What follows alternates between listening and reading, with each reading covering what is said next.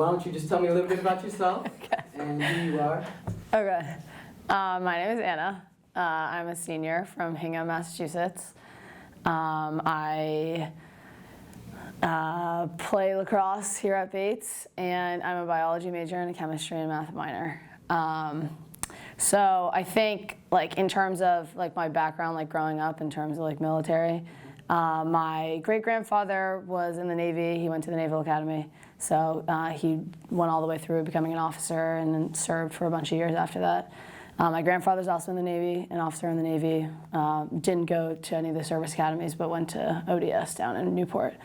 And then my father went to, then my grandfather continued to serve for a few years after. And then my father went to the program that I just this past summer, which was OCS, Officer Candidate School, but he only went for half of it. He did 6 weeks, because you can either do 2 6-week increments or 1 10-week increment, so he did 1 6-week increment.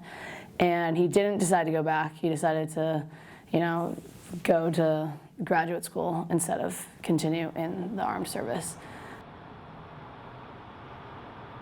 This past winter, or last year, sitting on the couch, and my dad was like, hey, why don't you try to go to Officer Candidate School? Like, why not just, I did it, why don't you just try?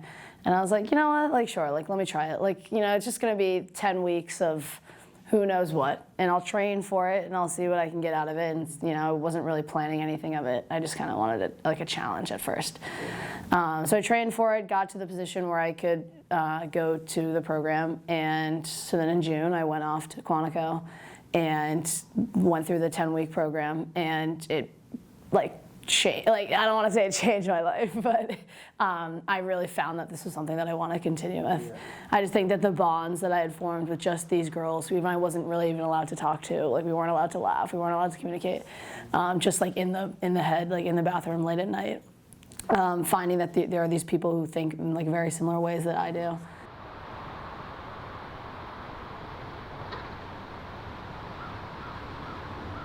What are your kind of like opinions on the idea of war being a necessity in certain times? Yeah, no, I think it's like obviously everyone puts it this way, like a necessary evil, like at least in my opinion. I think there are times when, like, it's necessary to step up and use violence if things are getting out of hand. I think there's definitely ways to communicate via politicians, and until it gets to a point when it is necessary, if things aren't being accomplished in a way, like, to preserve your integrity and to preserve your nation's, like, desire to still run the way it wants to be, I think that war is definitely necessary. And like, obviously, I think I'm also speaking from a place of privilege, as we were just talking about, that I've never firsthand experienced that, but I think just from going to the program that I went to this past summer for being exposed to that, yeah. Right, just for 10 weeks, like, hearing other people's stories and interacting with, like, the basic level that I could, and under the constraints of, being yelled at if you did decide to speak, but just everyone is there for at the bottom line, like, for the same reason, to be there. Like, they will give everything, including their life, to preserve, like, their country and, like, their family and protect their family. And I think, once again, like, from a place of privilege where I have the option to do that, so, like, I am sitting here being like, I want to join, like, I want to enlist. And I know that there are other places where there's a draft or people may be forced into these situations. So, like, those casualties are definitely, obviously casualties are all taken at the same caliber, but in terms of, using these forces to go out and fight for you, and, thinking like, oh, like, people may die doing this, like, just from, like, my perspective where I'm sitting, the people that I met this summer, like, that's the name of the game. Mm-hmm. And that's what we are ready to do that. Like, that's what we, yeah, exactly. That's something that, like, I feel strongly about, and, like, I'm very comfortable doing. It all kind of comes down at the end of the day, like, you do want to protect your country, but everyone has these, like, individual motives, and you think about, like, your family, and you think about, like, your nuclear family, you think about, like, your backyard, like, your house growing up, like, your middle school, your high school, whatever it is, like, thinking about something ever happening to that even just geographical location, or just, like, those people that you had surrounded yourself with, just, like, I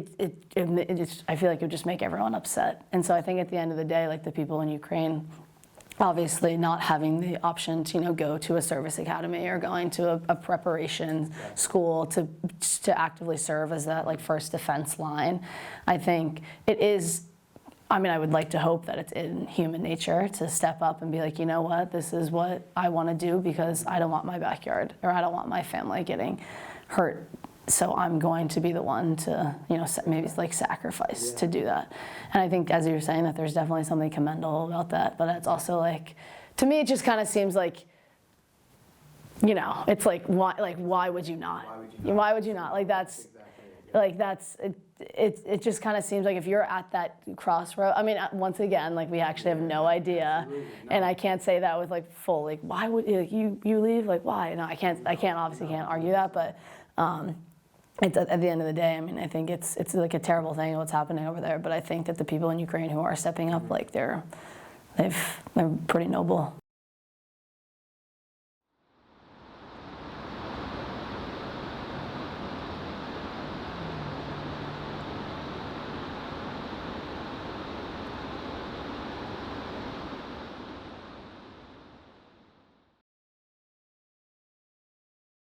So I'm Nahida Muradi. I was born and raised in Afghanistan, in Kabul. I grew up in like the western side of Afghanistan, which is like a majority Hazara. Hazaras are like an ethnic group in Afghanistan. So it was very dynamic, but I grew up with a ton of cousins, like big family, huge family. And my family is very distinct too in the like west side of Kabul, because like we all like are kind of known for being blonde and like white looking, and in Afghanistan that's rare. So my mom told me a story of this like person who, like, in Afghanistan we don't have addresses, so like no GPS. You have to like know where people are. Yeah, so they were like, my family was used as like a sign for so many of the neighbors. They were like, oh, if you see any kids around with this type of hair and like features like this, you're almost there. So I thought that was funny. Very recognizable. Yeah, but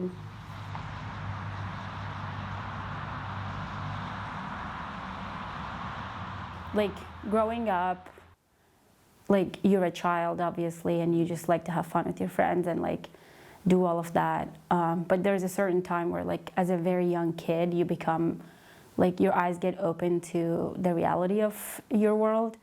And like my parents like exposed me and my siblings to that at a very young age.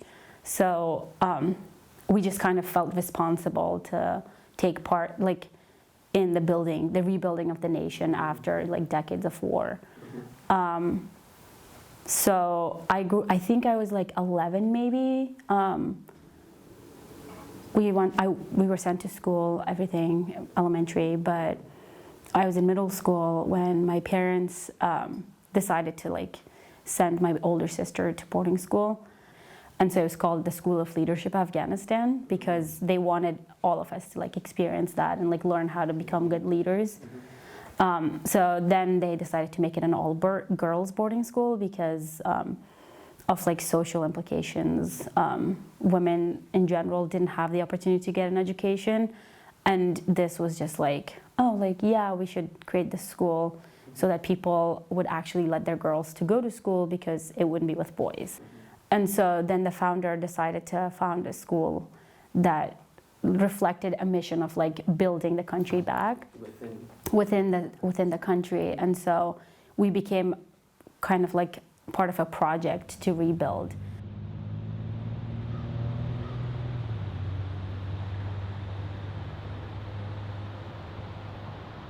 Do you see war as a necessary thing?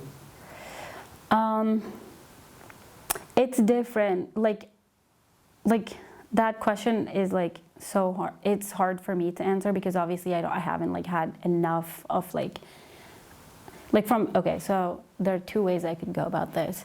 It's like looking at World War II, right? Like being a student of that history and like understanding why the war happened. When you think about it, like it wasn't necessary for Hitler to start the war, right? But it was necessary for the Allies to come and like fight Hitler because that was his language. Yes. So in that sense, I think it was necessary. But when you start with it, I don't think it's necessary. Like there are so many other ways to like actually come to the table and talk. Mm-hmm.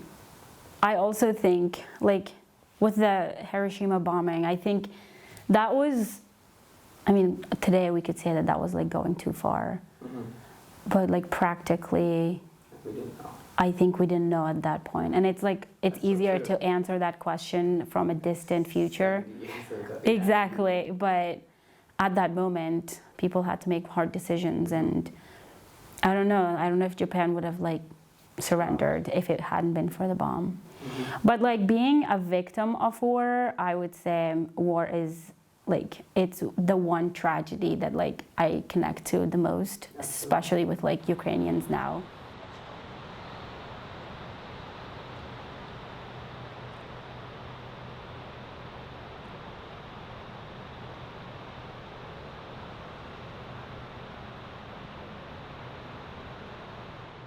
But like recently, my family got evacuated from the country this past summer. Yep. And we're all applying for asylum, which is like such a sad process because like obviously we can't go back. And like before this, I was like, I am willing to like give up certain things to like help other people. But with the Taliban taking over, like I would never, like I have zero chances of like actually going and being able to do anything as a woman. Yeah. As a woman who's had a reputation of like being a Russian spy and like You're liberal already an and outsider, yeah. And like now with my 10 years, I mean like my Western education and like the way I've lived here, going back is dangerous.